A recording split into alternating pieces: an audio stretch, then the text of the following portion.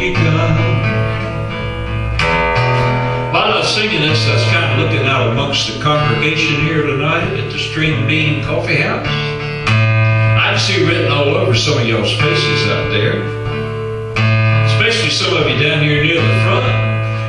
I can see written all over your faces, I can sing it as good as he can. That's what you're thinking. But now's your chance to prove it. How about helping me out? I need all the help I can get up here. You know that chorus? Are you ready, choir? Oh, the wonder of it all. The wonder of it all. Just to think that God loved me. And you too. Oh, the wonder of it all.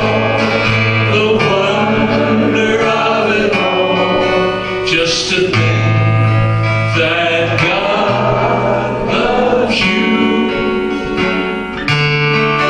Just to think that God loves us. Yes, He does. Give yourselves a hand, y'all. Did good out there. I noticed some of y'all a little shy about clapping for yourself.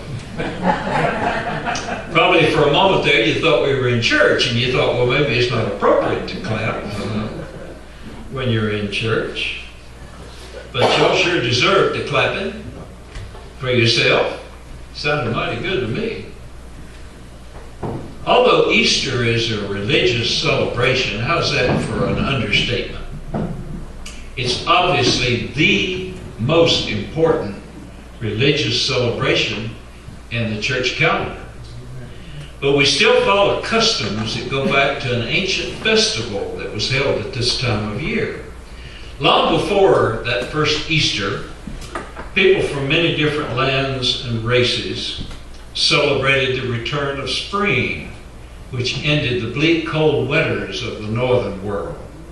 It was a springing of new life, a time to be glad, and a time to welcome the return of the sun. At this time and season, the ancient Anglo-Saxon people, who used to have a festival in what is now France, the British Isles, and Ireland, in honor of Eostra, their goddess of light and spring. Her name has come down to us through the ages as the English name for our Christian celebration of Easter. Did you know that site got its name? Eostra. Long before the first Easter. And in case you were wondering how the bunny rabbit got all mixed up into our Easter celebration, where did the Easter bunny come from?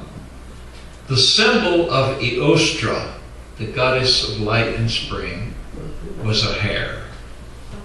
But you know, Easter, like Christmas, has lots of fairy tales and lullabies and traditions and things we sort of embrace. Many of them come from the pagan world. A lot of our Christmas traditions are from there. But Easter is much more than bunnies, baskets, and brightly colored eggs. Not far from that manger of Bethlehem, that wondrous Christmas Eve that we like to think about, just a few miles down the road, that very same evening, a young tree was also growing. A tree that would one day be used to make a cross. The other side of Christmas is Calvary. And it's not just that Jesus came that first Christmas Eve so long ago, but what he came to do. As the story old has often been told, our Savior died, as he nailed his hands and cried, they don't understand, as the blood flowed from his side. How can you refuse him now? How can you refuse him now? How can you turn away from his side?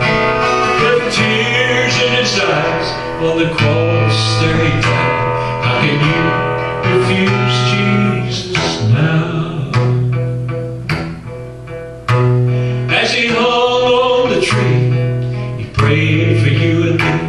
there was no one his pain to ease.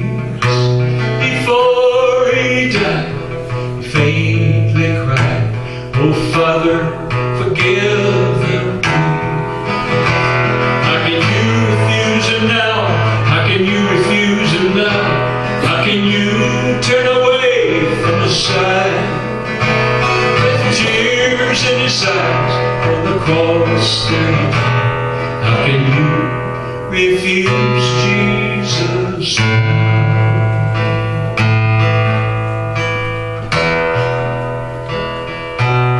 How can we? That song was written by Hank Williams, believe it or not. A lot of folks don't know this, but when Hank Williams signed his first record contract, he signed it Hank Williams, Gospel Singer. If you don't believe me, it's in the Country Music Hall of Fame. The first songs that he wrote and recorded were gospel songs. When God comes and gathers his jewels and calling you. And of course, Hank also wrote I Saw the Light.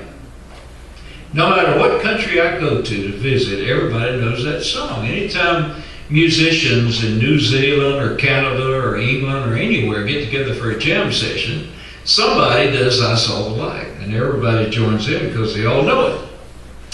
One Solitary Life. He was born in an obscure village, the child of a peasant woman. Poor folks. He grew up in still another village where he worked in a carpenter shop until he was 30. Then for 3 years he was a traveling itinerant preacher. He never wrote a book, never held an office, never had a family or owned a house.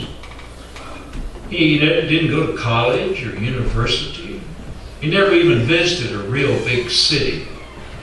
He never traveled more than 300 miles from the little place where he was born. He did none of the things that we normally associate with greatness. He had no credentials but himself. He was only 33 when the tide of popular opinion, as it so often does, fickle as it is, turned against him. His friends all ran away and left him. He was turned over to his enemies. He went through the mockery of a trumped-up trial of sorts. Then he was nailed to a cross between two thieves. While he was dying there, his executioners gambled for his very clothing, the only property that he owned on this earth. When he was dead, he was laid to rest in a borrowed grave through the pity of a wealthy friend. 20 centuries have come and gone now, and for many of us, hopefully most of us, he is the central figure of the human race and the leader of mankind's progress. All the armies that ever marched, all the navies that ever sailed, all the parliaments that ever sat, all the kings and queens that ever thought they had reigned, put them all together. And they've not affected the lives of men and women on this planet as much as that one solitary life. Mark 11, 1, 2, and 7 through 10. As they approached Jerusalem and came to Bethphage and Bethany at the Mount of Olives, Jesus sent 2 of his disciples, saying to them, "Go to the village ahead of you, and just as you enter it, you'll find a colt tied there that no one has ever ridden." When they brought the colt to Jesus and threw their cloaks over it, he sat upon it. Many people spread their cloaks on the road ahead, and some spread branches that they had cut in the fields. Palm branches. It was Palm Sunday. Those who went ahead and those who followed shouted, "Hosanna! Blessed is he who comes in the name of the Lord. Blessed is the coming kingdom of our father David. Hosanna in the highest." Majesty, worship his majesty.